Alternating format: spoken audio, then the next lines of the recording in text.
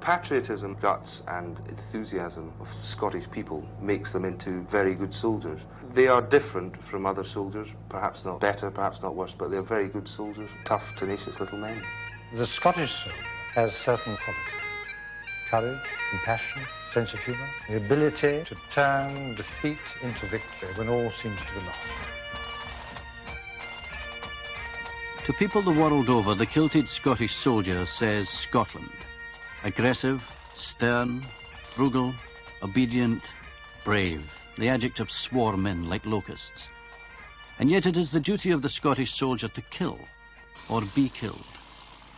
This year, as in every recent year, 1,200 young men will take the Queen's Shilling and join one of the 7 infantry regiments which make up the Scottish Division. They have become soldiers. Scottish soldiers. All right, please take a seat. My name's Sergeant Alec Carmichael of the Royal Signals. Can I have your name, please? Douglas Craig. Douglas Craig, right. And how old are you, Douglas? 18. Are you employed at the moment, Douglas? No, I'm not. You're unemployed, eh? Uh-huh. Right. Unemployment is one reason. The locked factory gates and the empty shipyards have always been the best recruiting sergeants in Scotland. War is another. During the First World War, Scots proved ready volunteers when their king and country needed them. Within a month of the outbreak of war, 25,000 men had volunteered in Glasgow alone, and the figures in other parts of the country were equally high. To be seen in kilts was every young Scot's dream, but the steady hemorrhage of lives on the Western Front soon drained the volunteers, and in 1916 conscription was introduced for the first time in the country's history. And what sort of things you wanted to do if you came into the army? The infantry I'm interested in, so I want to be an infantryman. Why is that? Because I like it's supposed to be tough. Only the young and the fit were wanted by the forces, and during the years of post-war national service, the needs of the nation's school leavers were taken care of by the army. Hello, take a seat.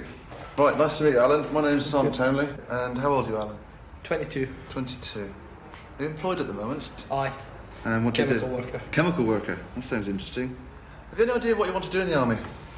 Just, well, I'm in the TAs now. You're in the TA, yeah? Yeah. Oh, which one? Which TA is that? 252 Lowland in Galashiels, aye. It's just infantryman. I'm a soldier now, but I'd like to stay that because I enjoy the kind of hard graft that they do a little bit, but only small bits, nothing fancy. Alan Grierson. I, Alan Grierson. Swear by Almighty God. Swear by Almighty God. That I will be faithful. That I will be faithful. And bear true allegiance. And bear true allegiance. To Her Majesty Queen Elizabeth II. To Her Majesty Queen Elizabeth II. Her heirs and successors. Her heirs and successors. And that I will, as in duty bound, honestly and faithfully defend His Majesty. Honestly and faithfully defend His Majesty. His heirs and successors. His heirs and successors. His person, crown and dignity. Against all enemies. Against all enemies. And will observe and obey. And will observe and obey. All orders of Her Majesty. All orders of Her Majesty. Her heirs and successors. Her heirs and successors. And of the generals and officers set over me. And of the generals and officers set over me. You feel so proud as you going into the army at that moment. You're overcome with pride. It's what I expected. I know what I'm letting myself in for. I think I've got a commitment to give this someone to the Queen. I've given my life to the Queen now, and I'd like to make sure I can give the rest of my life to the Queen. I'll give it another couple of weeks. Once I get to Glencorsia, I feel after that. Their basic training is done at the Scottish Division's depot at Glencorse, outside Edinburgh, and it's there that they're introduced to the regiment that will be home for the next few years.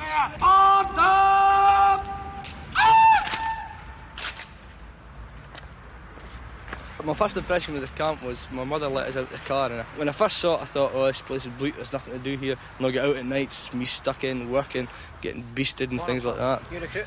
I just supported him, Paul. You think, oh, have I done the right thing, or have I not done the right thing? Right, that's fine. Super. That block over there, if you just want to cut across there and report to one of your platoon SEOs, okay? Alright, okay. Cheers, thanks. But first, when I came off the bus, I just looked at the camp and I just wondered to myself what I was doing, because it's the first time I'd been away from home. I didn't know what to expect when I was going to get homesick. I heard a lot of stories to get friends in the Navy. He used to tell me about homesickness, but I never experienced that. It never bothered me.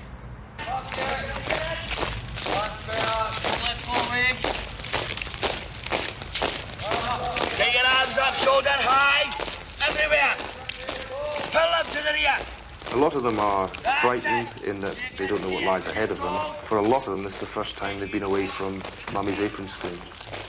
And excited, obviously. It is a career and something which, for the majority of them, they can't find outside. Some of them have been born and brought up in a military circle, and a lot of them indeed go on to join the regiments that their brothers or fathers were in. Just like some people always want to be a fireman, some people always want to be a soldier. Being a soldier can also mean being a Royal Scot. It's the oldest line regiment in the British Army. It's something I'm very proud of. It's something which I know everyone who's anything to do with my regiment is proud of. It's not something which one flaunts in a pompous way, but it's something you can look back on and say, I'm carrying on a wonderful, fabulous tradition, and at times it urges you on to do better because you are taking a place in this long history and you don't want to be the bump that shows up. Your name is? Craig. Your number's 247435. Soon after arriving, the jocks go through a process called the badging board, where they are helped decide which regiment of the 7 they're going to serve with. Right, in you come and sit down. Right, good morning to you. Good morning. Your name is? Douglas Craig. Douglas Craig, right, Craig. Whereabouts are you from? Clydebank. Clydebank, near Glasgow, right. And you were enlisted where? I was Dumbarton, I recruited in the careers office there. And you may have some idea at the moment of which regiment you'd like to join. It'd be Argyll and Southern Highlanders. Okay, and that's first choice. Your first choice. I take your point. You'd like to go into the Argylls. At the moment, the Argylls are in the Falklands, and they're actually footily manned and footily recruited. What we're looking for at the moment are some recruits going to the Gordon Highlanders. Would you like to consider joining them? Well, if there's no chance of me getting the Argylls, yes, we'll be fine with the Gordons. Good. I'm happy with that. That's fine. And I wasn't too disappointed myself. You can put in another battalion, you're still part of the British Army. As far as my parents go, I don't think they'll be too disappointed either. I think they'll be quite happy. Well done. Thank you. Thank you very much indeed.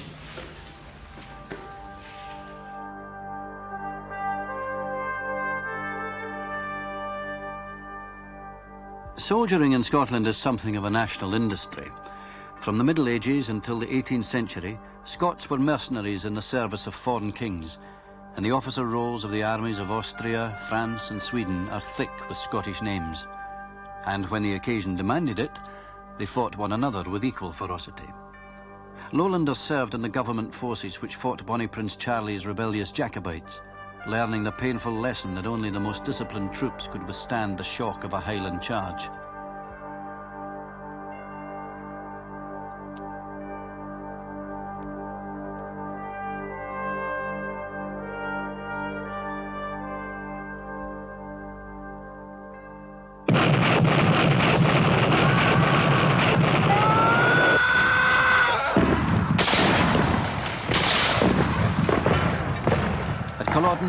The dream of returning a Stuart king to the throne of Britain was shattered. But out of the ashes, William Pitt raised the Highland regiments to join the Lowlanders who had once opposed them. The Black Watch, the Cameron Highlanders, the Gordon Highlanders, the Highland Light Infantry, the Seaforth Highlanders, the Argyll and Sutherland Highlanders, the Royal Scots, the King's Own Scottish Borderers. Come in and sit down. Good. Right, your name is? Alan Grierson. Grierson. Okay, Grierson. Grierson, what we're going to do now, this is a badging board. What it means is you may have some idea at the moment which regiment you want to join. We'll decide by the end of this discussion as which regiment you'll be badged as. Definitely like to go into the King's Own Scottish Borderers. Okay, excellent. Well, we do have some vacancies in the King's Own Scottish Borderers. I wouldn't have liked to have gone home to my mother and father and say I've got to go in the Royal Scots or the Gordons or something, because I've had my heart set on going into the King's Own and honestly wouldn't have liked to go in anything else. Therefore, we can't actually give you our choice just now. That'd be great. So I think we'll badge him as a Kings of Scotland supporter. That'd be great, thanks. Okay, any more questions? No? Good. Right, Chris, thanks very much. One kit, Mike?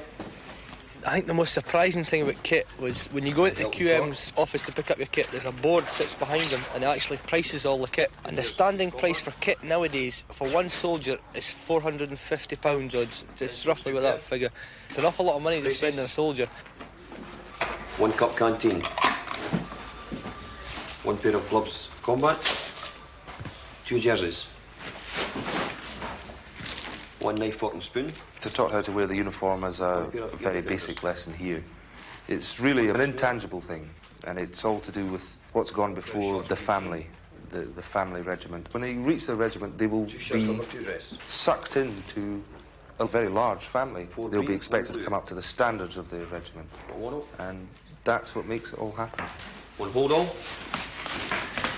2 jackets combat. 2 trousers combat. We first came in and marched into the QM's block. I didn't know what sort of kit to expect. 2 ties. I didn't think you'd get that much. With my cousin being in the army, I thought you were about in the tartan trews all the time. 1 field dressing. It's the proudest in my life I've ever felt with this kit. I'd just like to know how I feel with my kilt on. I haven't heard anyone ever complain about the kilt with the exception that if it got wet, it was rather heavy. And then, of course, there were the lice and things like that. Then we had a khaki apron which covered the kilt, which was supposed to stop the Germans from recognising whichever regiment. It didn't work. They knew as much about it as we did. The American doctor said to me, "Well, why didn't you run away?"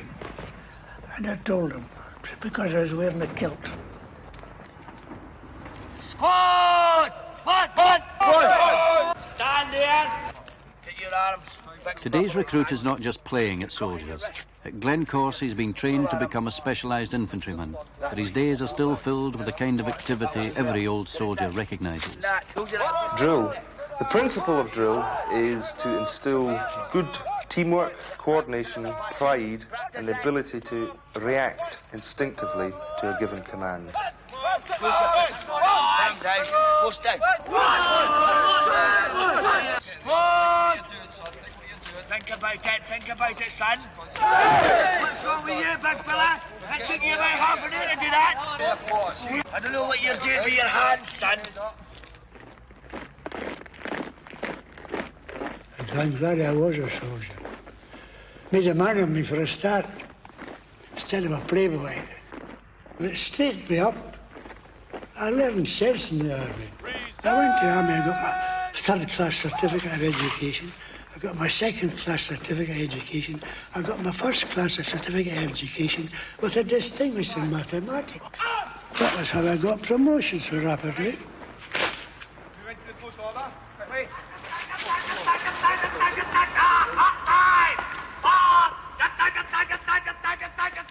Grierson failed to turn up on time this morning and on arrival was dispatched to the guardroom, and I suspect may later on today turn up on a charge in front of me. It's all about reliability.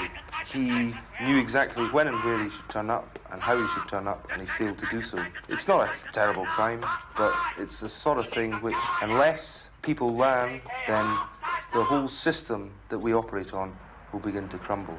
If he had required to take, in an operational situation, to be somewhere at a certain time and had failed to do so, it could have cost the lives of other men. There's a bumper. Right there. Bump that floor. Watch my face the next 10 minutes. I can assure you I'll not do it again because no if I can help it. They say once you've been in jail you're a man, but I think if you've been in jail you've been wrong. You've been put there as a punishment. You shouldn't be there.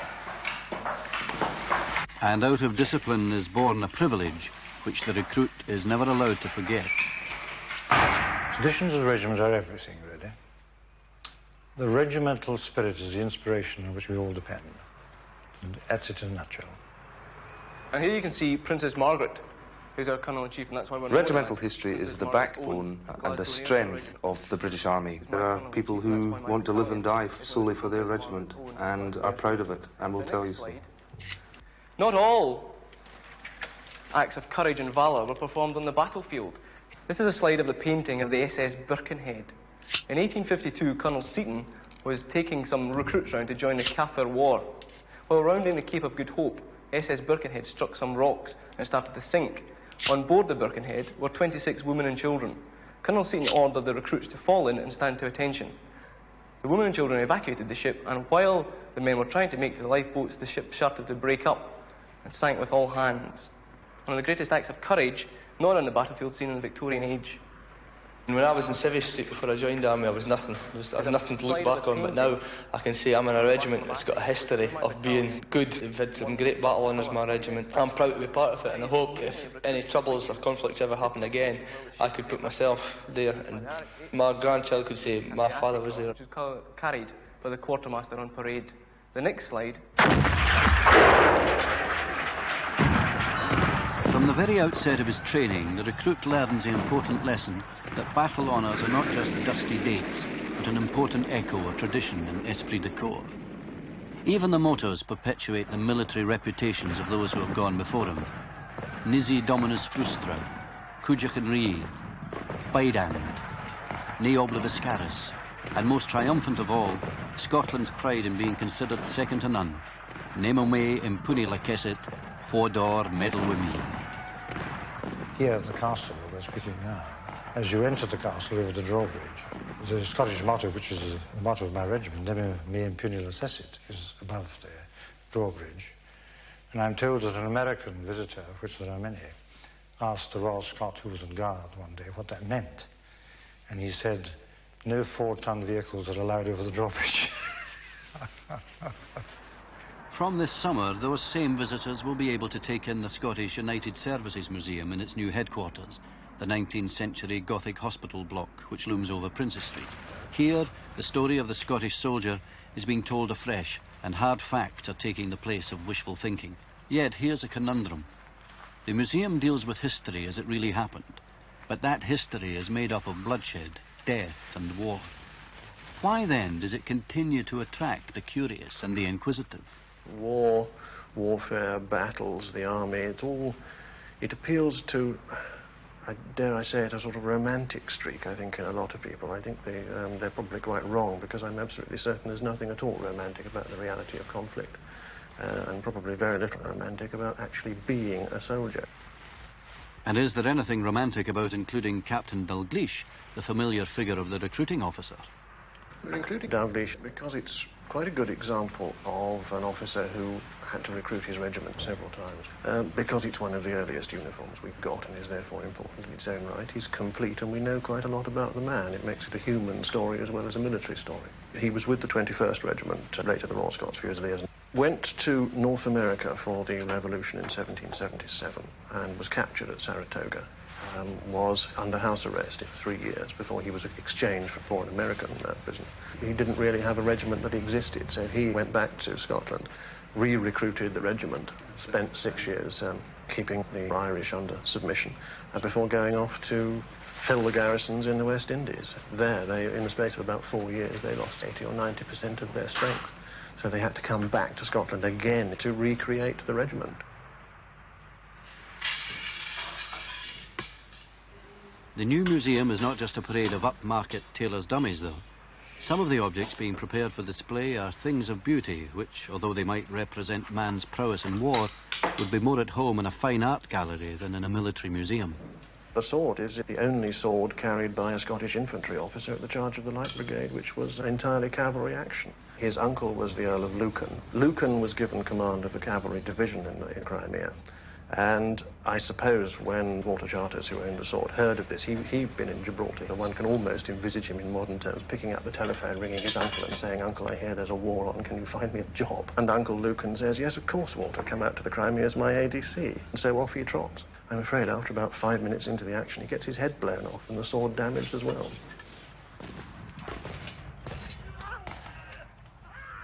The images of Scots' courage in battle spring out of history to reinforce an idea that Scottish soldiers have been preeminent in Britain's battles. But was the Jock really braver than other men?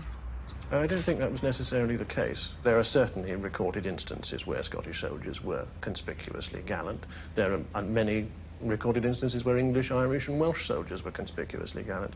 I think, again, it's the uniform. After all, battlefields, particularly in the 19th century, covered in smoke, most appalling confusion. It's like you can't tell the story of a battle, really, because it's so difficult. There's so much confusion going on. On the other hand, if you've got one observer who sees a group of men from a distance and they appear to be wearing feather bonnets and kilts, they are distinguishable as Highlanders, and therefore he can say, oh, well, the Highlanders did well because he happens to have seen them. He probably saw other bodies of troops doing well, but couldn't tell whether they were English, Irish, Welsh, or indeed Lowland Scots, and therefore they tended not to be mentioned. But when the Birkenhead went down, it was impossible to ignore the patient serried ranks of soldiers in tartan. There were 3 Scottish regiments on board the Birkenhead on their way to South Africa when she foundered. And the belt plate which we have belonged to Captain Wright, who was the senior surviving officer from the disaster. As we know, the troops should actually be read an account of the drill which kept all the men on board the ship, while the women and children took to the boats as she went down.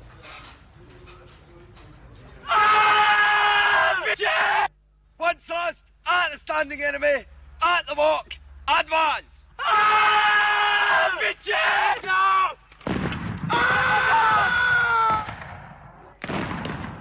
Bayonet practice, there are 2 aspects to it. First of all, to teach the soldier the mechanics of fighting with a bayonet. Secondly, it promotes a good fighting spirit. It brings out aggression in them. It's not a cliche, it's for real.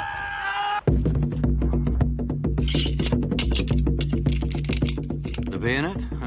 You're either a bayonet man or you're not. I couldn't thole the idea of using cold steel until it came to the bit.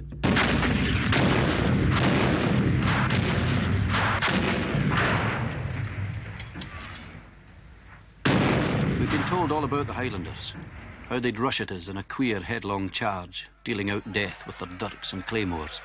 But we'd been trained on the bayonet, and the training paid off.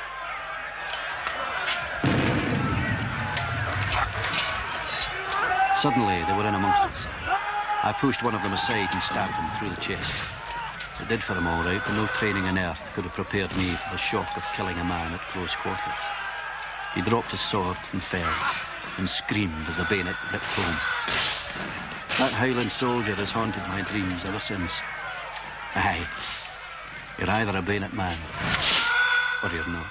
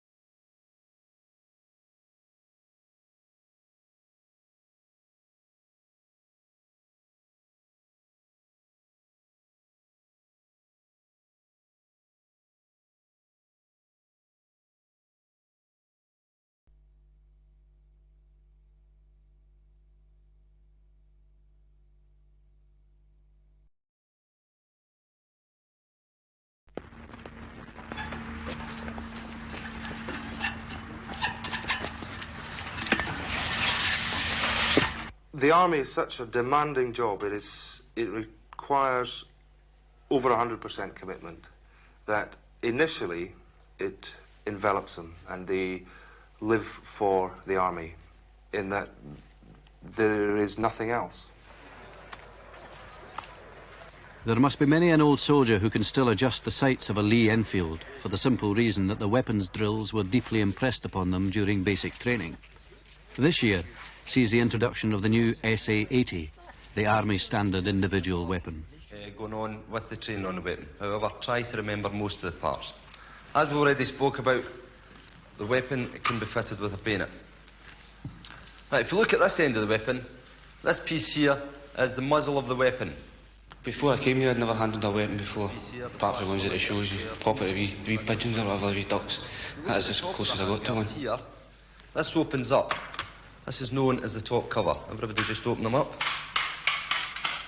It's weird knowing you've got a killing machine in your hand. There's a lot of figures with weapons, a lot of things to take in the one time. At the end of the lesson, they'll go back and they'll ask you what's this and what's that, and you've got to try and rack your brain to try and remember what it is, and it just... There's an awful lot to remember, but you've got to pick up everything fast and you've got to remember it quickly. Safety catch. Everybody just try their safety catch. That's it. At that time, you don't get a second chance. If you're wrong, you get off. Don't get it wrong again. But if you are a bit slow, they'll pull you aside, the couples, and they'll explain things to you. With the trigger and round at the trigger guard. You get used to that way of learning. This piece thinking fast. And this piece on the top is known as the body of the weapon. Facing down the range. Right, lay down the GPMGs and LSWs.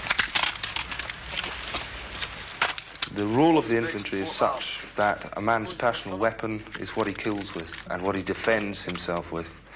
He must be able to use it no matter how tired, cold, wet, no matter day or night. He must be able to use it efficiently. So we teach them marksmanship, how to fire a weapon and how to fire accurately in all conditions. The range is one element of the teaching process.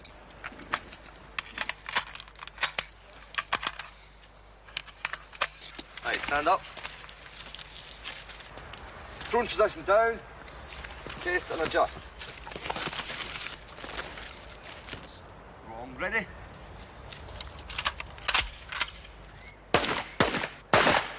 Tend to, when you first fire it, close your eyes. Yeah, and you fire. scared it. It just scared it because there's that much a wallop. I'd never touched a gun before till I came here.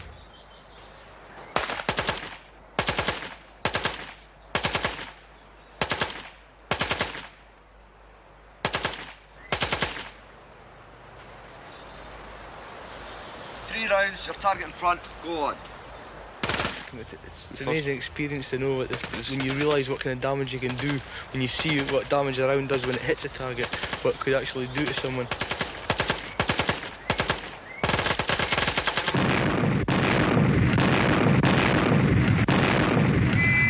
I was standing with our sergeants. We'd gone over the top. And I see the sergeant lying on the ground and his stomach was just taken right out of him. I bent over and I saw it was useless, and I just walked on with other boys. This Lance Corporal said, "You're wounded?" I said, "No." He said, "You're just covered with blood." I hadn't felt a thing. And I said, "That's off the sergeant." He lifted up my kilt, and the blood running down my leg. As soon as I saw that, I felt the pain. I got down into a shelter and I could do open for stretcher bearers because I found I couldn't walk at all then. And then all of a sudden a young German jumped into the stretcher. He looked at me and he said, "Are you wounded, Jock?" He actually spoke better English than I did because I spoke with a Glasgow accent. So after a bit he examined my wounds and then he decided he was going to carry me down to the first aid post, which was about a couple of miles back near Ypres. And he carried me right down, laid me down, and of course I passed out. Then I found myself in an American hospital. Went away to the prisoner of war camp.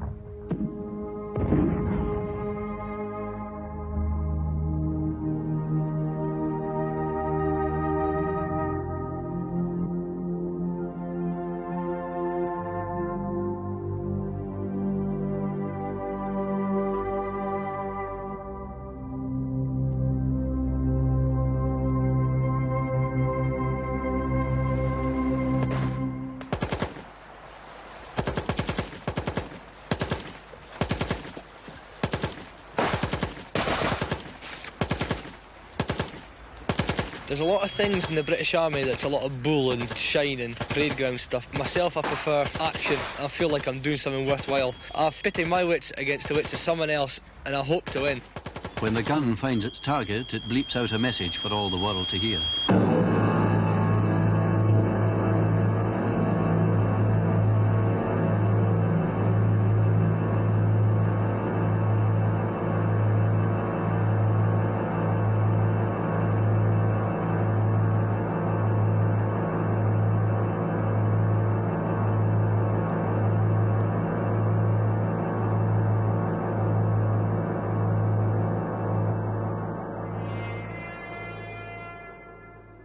very beginning.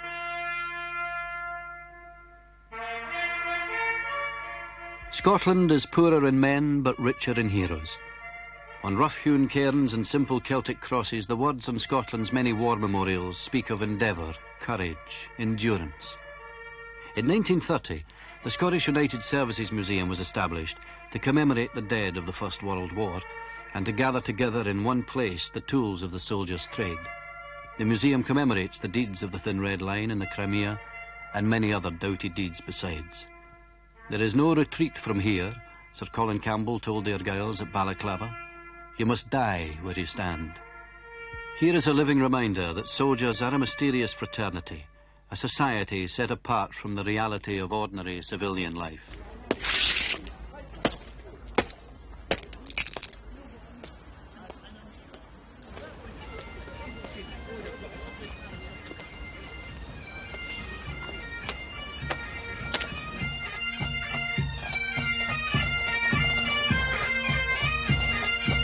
Lieutenant General Sir Norman Arthur opened the North Hospital block of Edinburgh Castle as an extension to the Scottish United Services Museum with the exhibition The Story of the Scottish Soldier 1600 to 1914. He's been a serving soldier, he's commanded a regiment, he knows all about the regimental tradition, which is important to Scotland, and he's the most appropriate person. Plenty of stories about the Scottish soldier. One that relates to General Hunter Weston. Going up to visit the HLI in the trenches one day, he passed a sad little cortege coming towards him, stretcher bearers and a still form under a blanket on a stretcher. He called out in a loud voice, "General Hunter Weston salutes the gallant dead." The corner of the blanket twitched to one side and the voice said, "What's the old bugger talking about?" The regimental tradition is enormously popular and strong in Scotland. It's one of the backbones of the British Army as a whole. But in Scotland, because the regiments have survived, if you like, more than they have in the rest of the country, this remains important.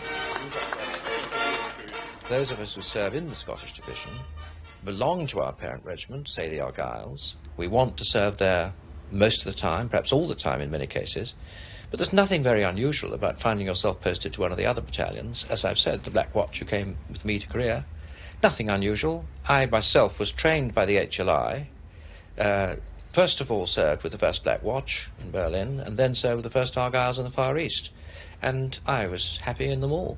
When you get into real war, as opposed to exercises, however tough, the thing that strikes a young man anyway is that you're no longer on an exercise. And that if you get wet, there's nobody going to come and tell you the exercise is over, you can go home and have a hot bath. Now, the jock, as things get more and more uncomfortable, tends to get more and more cheerful. But it does help you to get through some very nasty situations. When you serve in the British infantry, you are serving with people who you know you will have to live with for the rest of your service career. If you let them down this month, then in 2 years and 5 years and in 10 years, they'll still remember it. If you're serving in many other armies, most other armies, you're posted in and out of this regiment or that, you have a sporting chance if you're in a nasty position and would like to get out quickly or run away or something, that no one who's with you then will ever see you again. Very powerful factor. Well done, V6. Let's coordinate that. Let's get our rows down to the ground and the press-ups. Well done, sit-ups. Big smiles here. We can't be working hard enough. The fitness programme runs throughout the 19 weeks here and indeed carries on throughout the Army. There are various statutory tests which everybody in the Army has to pass every year. The infantry, by the very nature of the job, require to be as fit as is possible.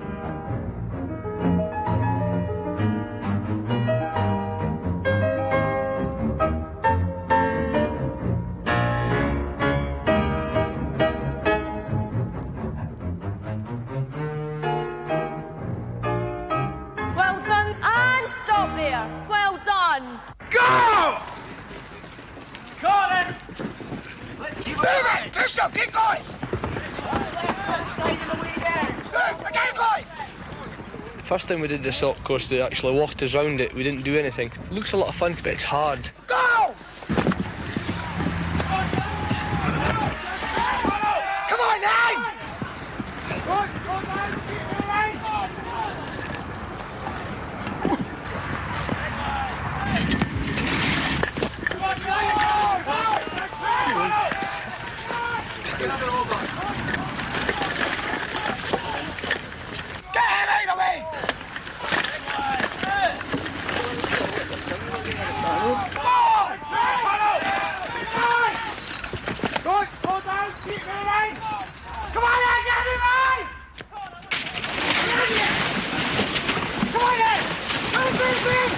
yourself through those! Get through those tyres! Get on, move on, you funny! Move it! Get in and out! Get up that wall! Up the wall! Don't dilly-dally! Rick, get up the wall! Keep moving! Push it! Come on! Up and over! Up! Some people come and their mothers do everything for them. By the time they leave, they can dress themselves, they can do their own washing, they can cook for themselves, generally look after themselves. Physically, they look a lot better, they look beefed up, they're a lot fitter, and they've got a more general outlook to life. Standard. Attention, platoon commander comes here. 24743549, Private Craig, Gordon Highlanders, sir.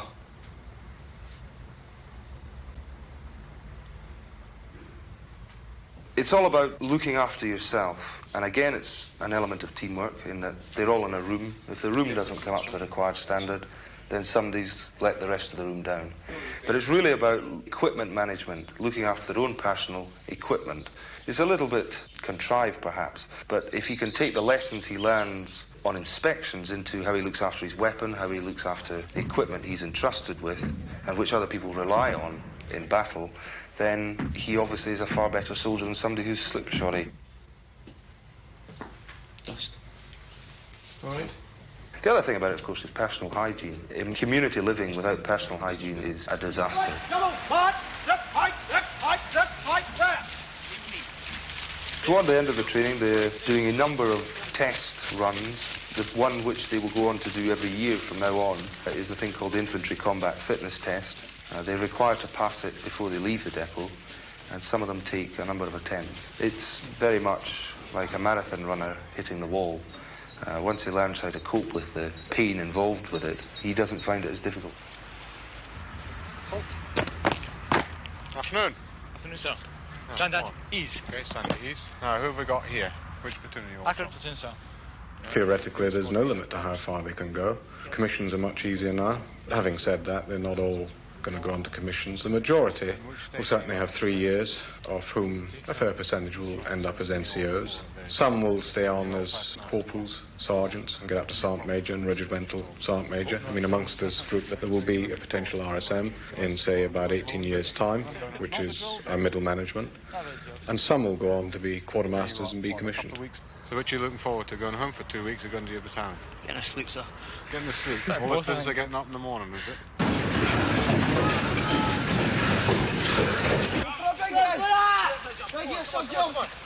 Go for it, again! How far are the rest behind? Up to 300 metres. Come on, get a move on!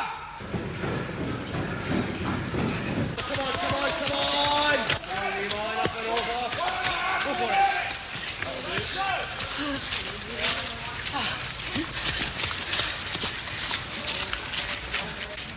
First mile up, I thought the pace was a bit fast and I think I was going to do it. But the encouragement you get from the NCOs and that is tremendous. It's great, it really gets you going.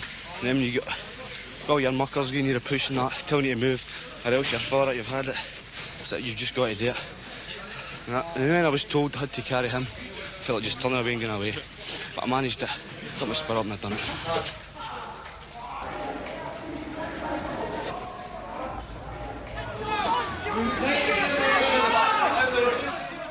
That is honestly one of the hardest things I've ever done. Oh, I feel great now I've made it. It makes it such good. Oh, I tell you something, I'll sleep the night and I feel I deserve to sleep the night. Help each other up, hold your weapons, that's what you get.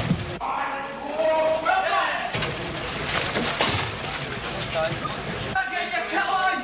Get to the other side. Take it out,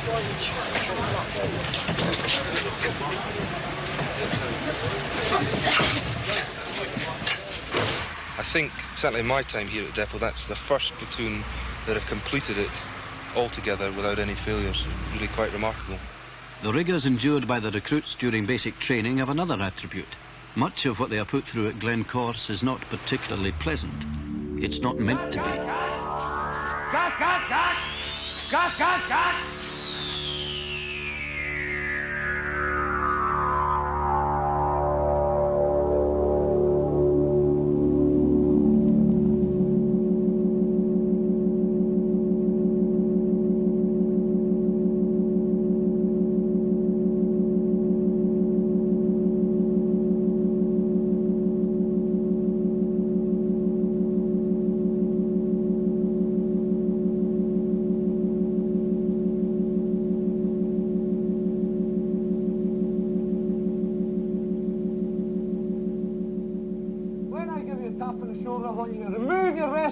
Give me a number, rank and name and walk out the door. 247-43549, Private Craig Hall. If Corporal says to you, when you go in, all you do is walk around the room and jump up and down to see if your mask fits right, because you get a taste of the CS gas, it doesn't fit. So we did all this and it was all right, no trouble that way. He says, right, you take your mask off, do your name, rank and number. So I did this and I tried to be as calm as possible, so. And then I just closed my eyes and I said, name, rank, number, started walking out. And I actually walked into the wall with my eyes closed. It felt as if my lungs were going to explode. I just feel my whole body burning up. I want to scratch my eyes out. Just got to leave it alone, let the wind get to it. For me, the gas chamber was a great experience. I enjoyed it and I'd like to do it again sometime. I'll get a miss. Move now! Up over the hill, side to side. Spread out, spread out. Right, spread out, you're patrolling along. Come on, get patrolling, that's it. Settle down. Come on, get moving, get into ground! You got into automatics! What are you going to scream? Come on! Bravo! Come on, get right down the range! Fire! Alpha! Get in the dead ground! Move! Move! Move your ass! Move your ass! Go forward! The key word is survivability. Everything we teach them here enables them to survive in a hostile environment. They learn to look after themselves, their equipment, how not to become a casualty, how to fit in with a team, and how to make the other side the casualties. If they remember that, then it all drops into place.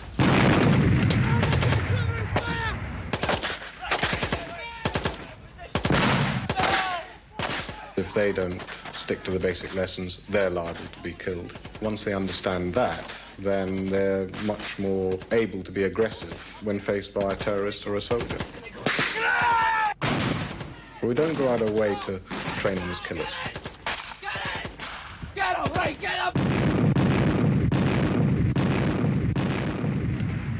I felt very uneasy, but when we were very busy and the shells bursting all over the place, we seemed really to become conditioned with it. And the result is, after we were out of the front line and rest for a while, we were nervous. At least I was. I can only speak for myself. When he came into the fireman, he was trying to dodge what he couldn't dodge. I was in the trenches, the first bit of Ypres, when I got blotted out. But I didn't get to Blighty. I was 6 weeks down at base hospital and back up the line again. I think in the first couple of months I was a bit scary, but after that. When I was on the desert when the war started with the Italians in June 40, I just got used to it. We got a few prisoners, and the gunners searched them, of course, with arms and things. And they found these pills, and a couple of the gunners had one of these, and they went fighting mad after it. So I feel that the Italians had these pills just to get them in the fighting mood. To some extent, I felt frightened. Of course, one thing that you have in your favour, if you're in charge of men, is that you're thinking of them more than yourself, and have to, and that is a great help to one. The basis of leadership is getting the best from your men. You're too slow taking cover. I will look after my men. That's what it's all about, looking after people. And if you look after them, they work well. Not enough rounds going down the range. OK? From there, Section Commander gave his orders, got his first fire team back into cover for covering fire. In time of battle, many thoughts will run through the soldier's mind. Fear of fear itself. Fear of letting himself or his comrades down. Fear of being wounded and lost.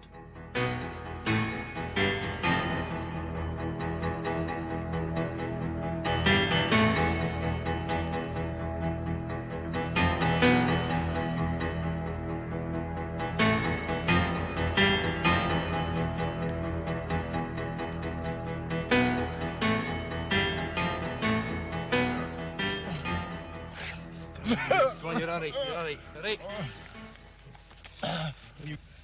That's the first time I've done anything like that with a makeshift casualty. We get a lot of classroom work with telling you what to do, but the way that was, I think I was shaking more than a casualty myself. It looks that realistic. I'm pleased myself to know I could cope with a lot of situations that I could never have coped with in the past. I just hope when the time comes I could use it if it was ever used for real.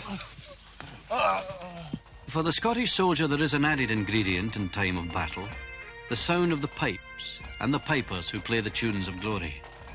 Winners of the Victoria Cross, like Piper Findlater of the Gordons at Dargai in 1897.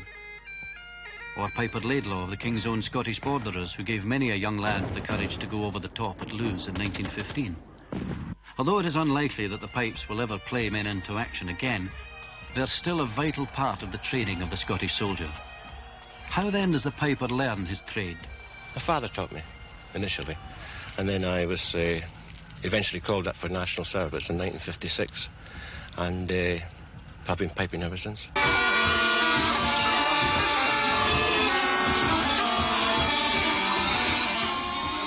A great deal depends upon the young lad's aptitude for the music. In a lot of occasions we get a young lad in that has never been taught before, and he picks it up comparatively quickly, and that is the kind of young man we are looking for. They come from all walks of life, and quite a few from the Highland area have had some tuition in the pipes from a relative at some time or another. A percentage of them just hard-working loons.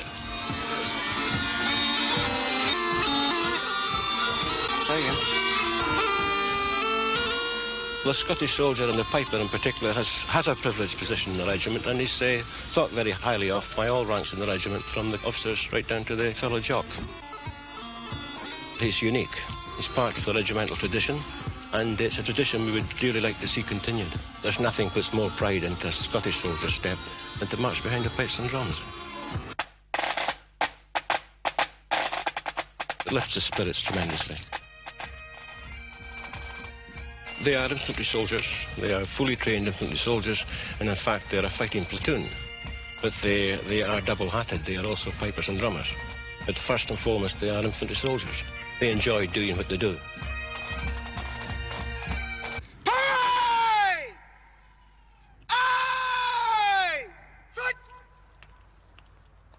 And then suddenly it's all over. The recruits will be split up for postings to their new regiments at home or in Germany, the Falklands, the Far East, Northern Ireland. But before the parting of the ways, there is a piece of ritual drama to be enjoyed: the passing out parade. This is the culmination of everything that's gone before in the hard weeks of basic training. It's a moment to be savoured.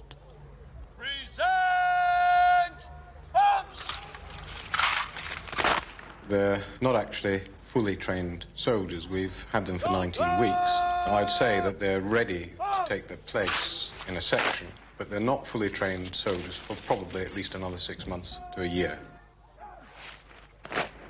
And you've got all your mothers and fathers there, and you're in your full number 2 uniform. You feel that smart. You can turn around and you can say to them, I've done it. It's a big day for them, and it's a big day for us. If we don't like what we see on the square and passing out parade, then it's only ourselves to blame. And so it's a good acid test for us as well. They obviously see it as the end of something, whereas, of course, the great cliché, it's only the beginning. But I think soon afterwards, they begin to look ahead again and suddenly realise that they've found themselves at the bottom of the pile again. Combat is the end to which all military training is directed. For even if war prevention is the army's ultimate aim, war fighting is its ultimate task. And to prove it, Scottish soldiers have shed their blood throughout the world in quiet, lonely places far off the beaten track. In the plains and mountain passes of Spain, in the heat and dust of Africa and India, in the mud of Flanders, in the sand of the Western Desert, in the mountains of Korea. Many of those soldiers were volunteers in time of war who served for ideals like freedom, democracy, and basic human decency. Many more went of their own free will as professionals, following a well-trodden path by those who had gone before them. Once a jock, aye a jock, they will tell you, and their names are legion.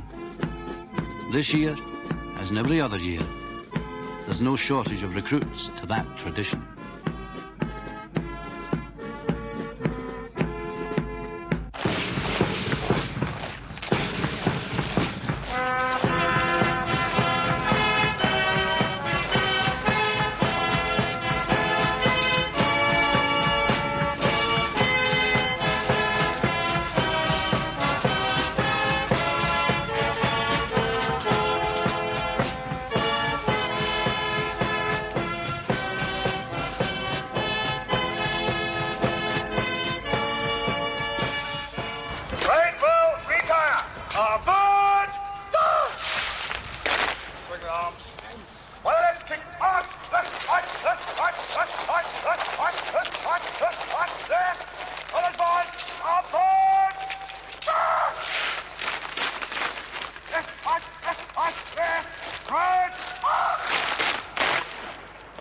warmed up now, eh? In training, you had a few nice, easy spells, you know, breaks. But during the wartime, you had no breaks. You were there all the time. No breaks from firing line. You had to stick there, whether you liked it or not. And that was the end of it.